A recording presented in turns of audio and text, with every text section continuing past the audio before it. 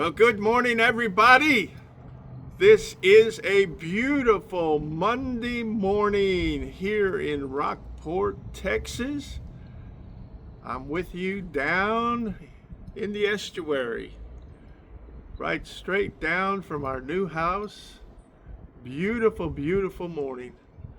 I hope you'll enjoy this morning as we share the blessings of the Lord and continue with the idea of knowledge and discipline. Knowledge and discipline. The knowledge I want to share and the discipline we can hear that the Lord has for us come for our good. So I hope you'll stay tuned to I'm Going Fishing 21-3 as we cast to the right side and hear what the Lord would have for us to bring in a great blessing. Just as Jesus told his fishing disciples as they were out, they said, I'm going fishing. They went out, they didn't catch anything. Now think about it. They had the knowledge. They understood what it was to go out and catch fish. But in a sense, they had been disciplined because they weren't really doing what the Lord asked them to do. But when the Lord came on the scene, he said, guys, listen to me. I'm going to give you godly wisdom. Cast to that right side. And they brought in a great harvest. That's what I want for you. I want you to bring in a great harvest of blessings in your life by maintaining relationship where you will gain the knowledge of God on a daily basis. So let's get started. Well, here we are. I've got my sunglasses on because I'm facing right into the sun. It's a beautiful day. And we're going to do something a little bit different. I think I've wanted to do this for a while, but we're going to share, because of the message I did last night, Searching for Wisdom, we're going to share the knowledge, the thoughts of King Solomon. And we're going to do it on a daily basis. And we're going to start here in chapter 16. Okay. Now, in my Bible, it talks about the contrast of the upright and the wicked. We could say a contrast between those who have knowledge and those that are, as we talked about yesterday, foolish or fools. So let's look at that from that aspect as we go through several other verses, and we'll just start here in verse 1. The plans and reflections of the heart belong to a man. That's you and me. That's you and me. They belong to us. But the wise answer of the tongue is from the Lord. Knowledge. As we speak, a wise answer comes from us because we've gained knowledge. We've gained knowledge. All the ways of man are clean and innocent in his own eyes, and he may see nothing wrong with his actions. I've been there. Absolutely. I'm sure that if you're listening to this and paying attention, you've been there too. You thought whatever you were doing, that was exactly the right thing to do. And you know what? You're responsible. I was responsible. But the Lord weighs and examines the motives and the intents of the heart and knows the truth. He knows the whole thing. He made us. He knows what we're made of. He knows that it's easy for us to slip away and to be deceived if we're not careful. Go back to the Garden of Eden. That's exactly what happened. Adam and Eve would walk with God in the garden. And then came in Sneaky Snake and began walking and talking to Eve. We can't comprehend it all. But it would be just like somebody just walking beside you, just putting deceptive ideas in your mind. And you know what? That walking beside you is right in your cell phone. You pick it up, you can use it for good things. Communication, sharing of good things, etc. But you can sure pick up a lot of deception. A lot of deception. And that's why so many people that want to deceive us in so many different ways have access to us through our cell phones. And it will continue, I'll put it this way, to get even more dangerous as the world of artificial intelligence takes over and becomes stronger and stronger and stronger. Now, commit. That means to do something. To take what you have. Commit your works to the Lord. Submit yourself. Submit yourself and trust Him to give you the knowledge that you need day by day. Day by day.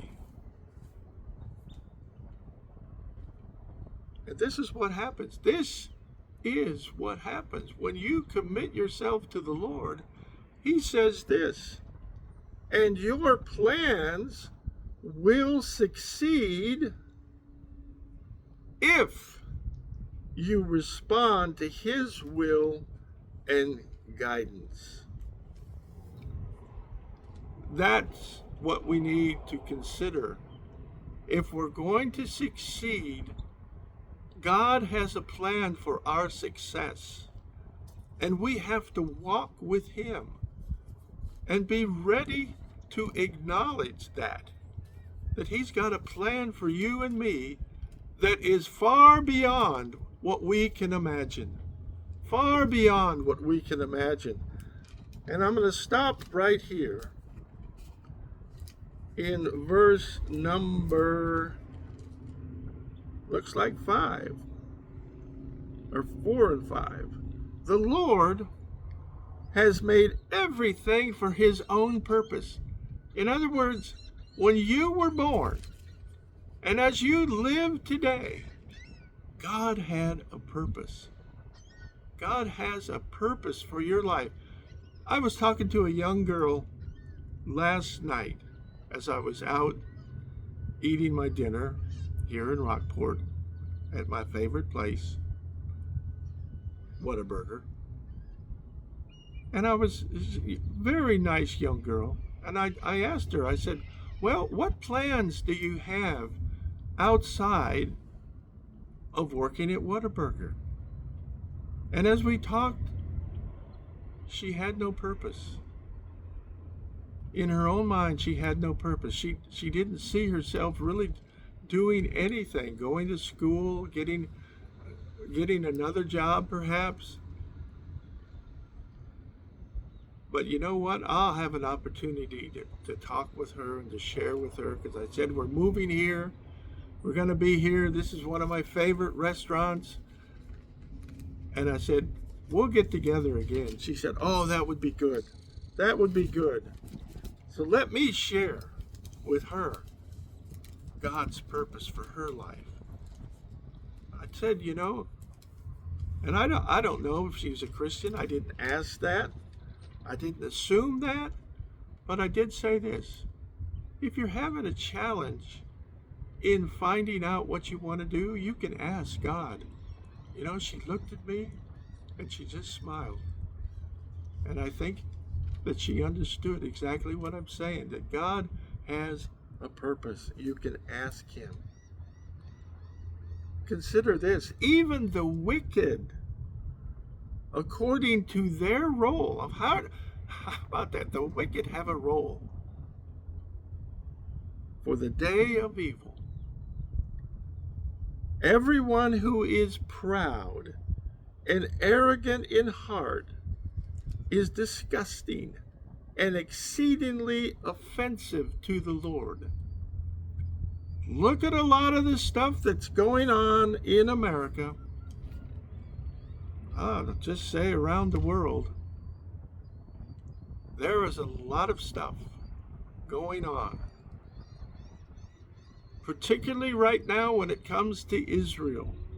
Particularly right now in America when we can see the rapid changes that are taking place in trying to do away with our historical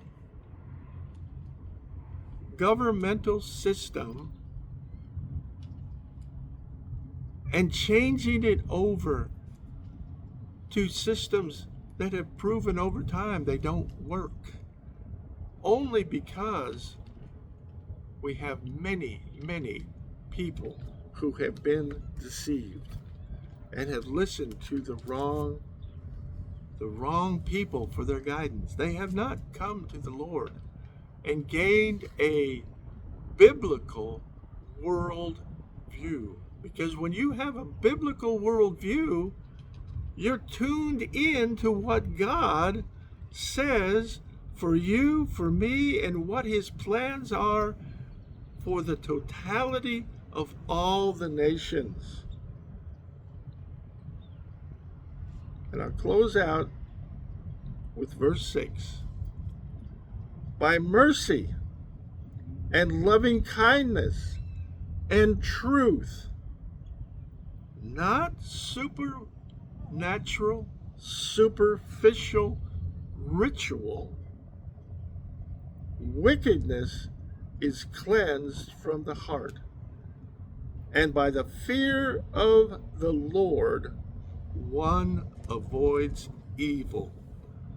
I'm going to transition that a little bit from the standpoint of talking about what we did yesterday of being foolish and stupid.